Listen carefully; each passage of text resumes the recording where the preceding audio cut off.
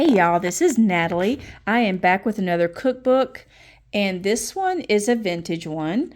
And I have a few of those. I think my earliest one is from the 40s, but this one I got at a consignment shop or antique shop, whatever you want to call it, for $10. And the recipes in here are fascinating. I'm going to have to take the papers out to look at them, though, because the binding, it's a ring binder, and some of the pages are very fragile. So let me take those out and we will get into this. Okay, so I took the pages out of the binder here. If anyone has a recommendation on how best to maybe be able to use these without causing too much damage, I don't know if I need to photocopy them or put them in some other kind of, I think the bindings are brittle, and I've seen some that have been fortified with little tabs. But anyway, let's get into this. Anyway, I was saying, just let me know if you have any recommendations on how to deal with a vintage book like this. Okay, so this is from Woman's Day Kitchen. I think that was a magazine back in the day. I'm not sure if it's still going on, but so I love the graphics in this cookbook. I think they are beautiful.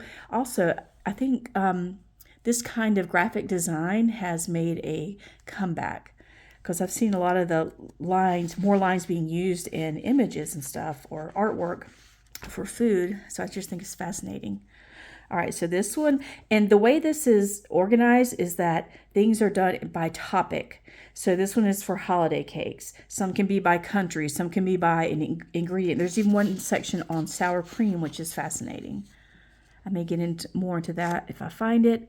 But let's see, this is on fruit cake, all different kinds of fruit cake. And these are, it looks like pretty old recipes. So I believe the earliest year I saw this was 63. And the highest year was 1972. So, Hungarian coffee cake. Now this one I would love to make. Maybe I'll make, I've got to make some recipe in here. I mean, look at the graphics. Isn't that beautiful? Love, love, love. Maybe I can frame some of these too.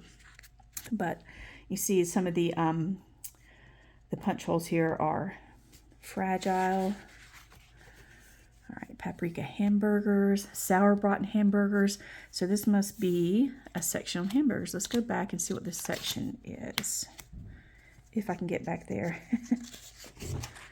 Okay, so this one is hamburger. How intriguing. Oh my gosh, I'm going to have fun with this one.